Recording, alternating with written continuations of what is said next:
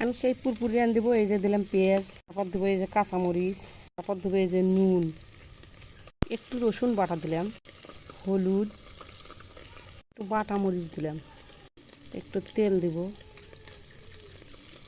আমি এখন সুন্দর করে মাখে দেব। যত মাখবেন অত ভালো হবে তরকারিটা। এইভাবে মাখে রান্না করে পুরপুরি খাওয়া দেখবেন কত মজা। যারা কোনো দিন খাও নাই খাওয়া দেখবেন এভাবে রান্না করে। মাখে দেয় আমি বেশিরভাগ আমার ভিডিওতে দেওয়া আছে, আমি মাখেই বেশিরভাগ আনদির তরকারি।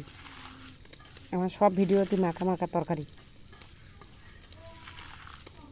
এই ডুমোর দিয়ে কাঁঠাল দিয়েছি, আলু, কাঁচামরিচ, পেঁয়াজ, রসুন, হলুদ, তেল, লবণ, এই কটা দিয়েছি। আমি মশলা দিইনি, আদা রসুন বাটা দিইনি, জিরে বাটা দিইনি, কেননা দিলে ভালো লাগবে না, এগুলো দিলে কৌড়ো কৌড়ো লাগবে।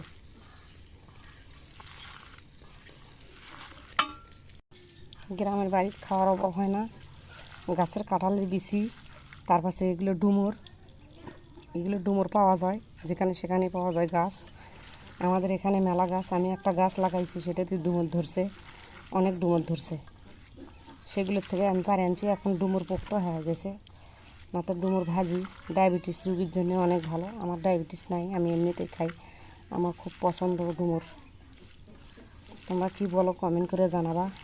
আমরা তো ডুমুর বলি, মানে গোটা গোটা ডুমুর। আর তরকারিটা যত মাখবেন পানি বাই করবেন, এই যে এরকম পানি বাই করবেন, তত ভালো হবে, স্বাদ লাগবে, অনেক মজা হবে। তাহলে ছোটো মাছ দিয়ে যদি রান্না করা যায় তা আরও মজা। আমি সুন্দর করে মাখে নিচ্ছি, এই জন্যে আমি এখন একটু পানি দিব।